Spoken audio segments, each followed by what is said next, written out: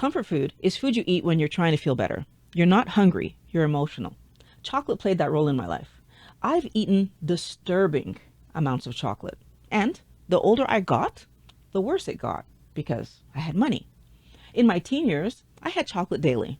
As a young adult, I'm embarrassed to say that Easter sales were like discovering a secret chocolate vault. The emotional high when I took the first bite, chocolate made me feel good. Somehow, eat chocolate became the answer to all of my problems. Now, I know that some of you have similar experiences with ice cream, cookies, bread. That's why I want to talk about this today. We're going to talk about why we eat to cope and how to finally stop doing that.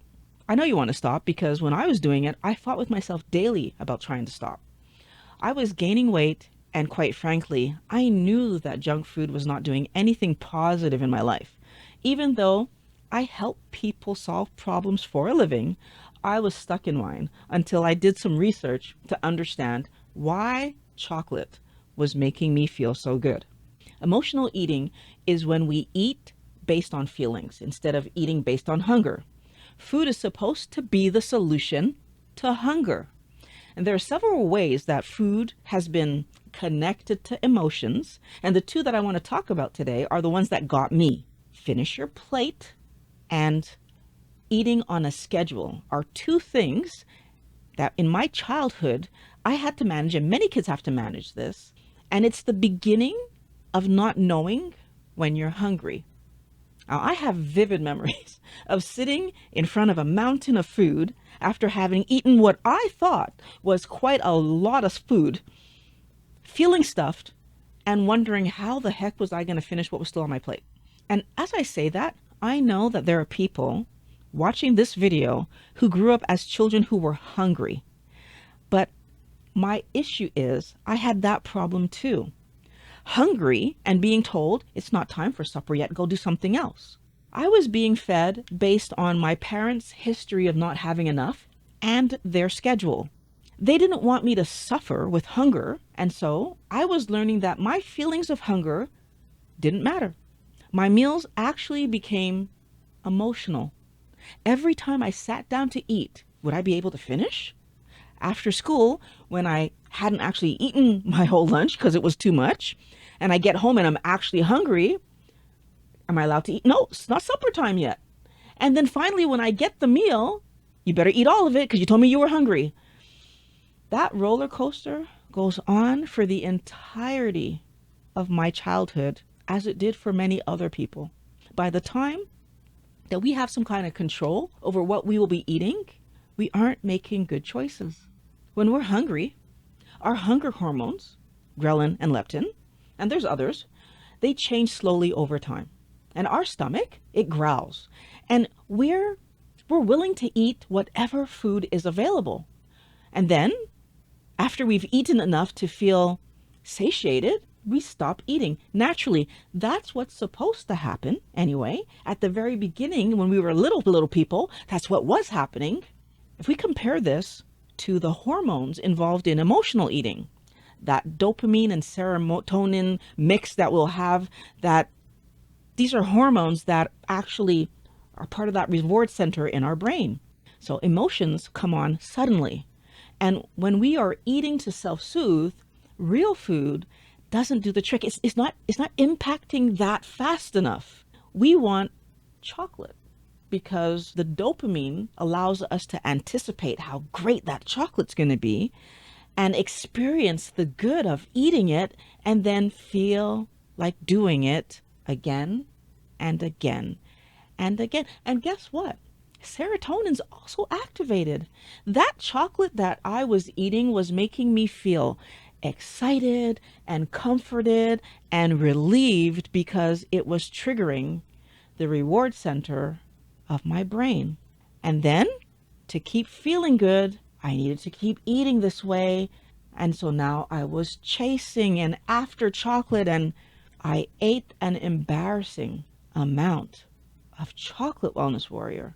Now, I just want to quickly go through the common emotional triggers that get us to eat junk food when we're not hungry. When we are feeling stressed, our brain activates fight or flight. This is the alarm system of our body, and it looks for a quick way to feel comfortable. And eating comfort foods make us feel comfortable. When we get bored, we are looking for something to help us feel like we're doing something, and eating food gives us something to do, something to focus on. If we are sad or lonely, then we will seek comfort through eating, because over the course of our lifetime, when we've been sad or experienced some kind of negative with people, important people in our lives have given us lollipops and ice cream and all kinds of stuff to help us feel better. Here's a candy, your friend was mean. And so then when we are, right? Okay. Anxiety and worry, we'll try to calm with food because it's going to calm our nerves, right? So we will eat something or drink something to calm our nerves. Celebrations and this is the normal one, that like we have birthday parties, we get to eat cake.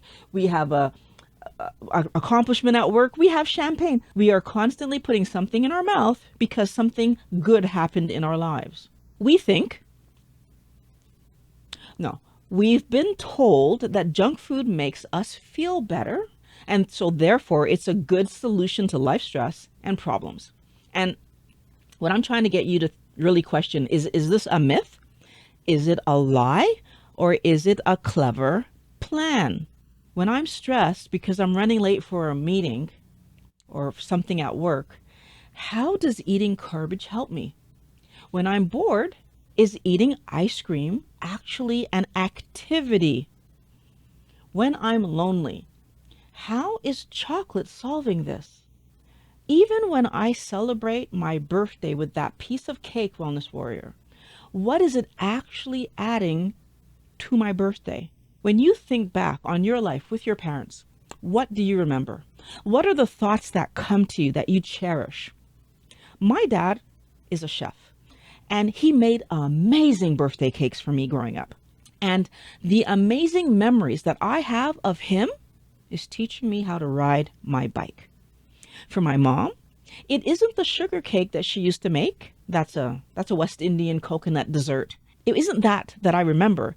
It was her coming to my school at lunchtime to have lunch with me and then skipping rope with me and my friends. Couldn't tell you what I had for lunch, Wellness Warrior, but I vividly remember jumping rope with my mom and having a blast. What are your memories? What comes to mind, Wellness Warrior? Comfort foods are a temporary distraction, not a solution. The frustrating part, though, we are led down this path because it's profitable. Each time I eat chocolate to feel better, I'm training my brain to seek chocolate. That led me to living more than 30 years of my life trying to get more chocolate. My one purchase isn't a big deal, but when we are all doing it, that's a lot of money going towards unhealthy garbage. Those unhealthy food choices lead to weight gain and poor health. Eventually, we make the link and we try to stop overeating garbage. At least I know I did, right? We want to lose weight. We want to clear up skin issues. We want to get off medication. And we want to be good examples for our children.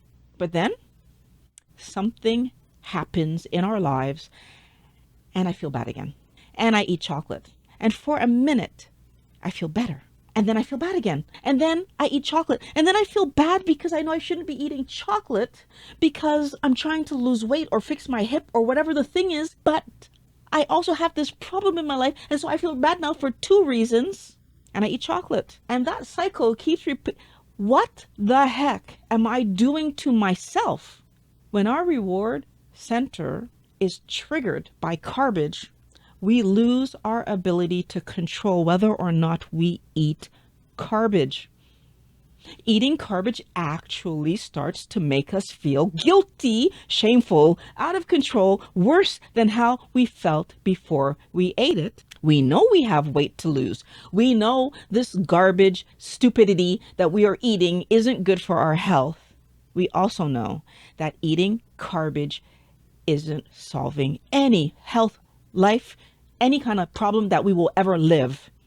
And we can't stop eating it because our brain is wired to go and get it. Because why? Because we were eating it.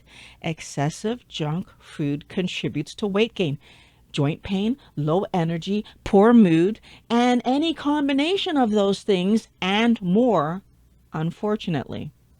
To break yourself out of the cycle of self-soothing with food, we actually need to start using food correctly. First, we need to stop calling garbage food. Stop doing that. It's junk. It's stuff you should never even be looking at. It should not be in a grocery store. All processed foods are junk and should never be eaten. And if you happen to be new here, I talk about how keto and carnivore are healthy diets that help you to heal your body and regulate your weight. And if you want to get healthy and lose weight, I'm going to suggest that you subscribe. My name is Violet, by the way. Nice to meet you.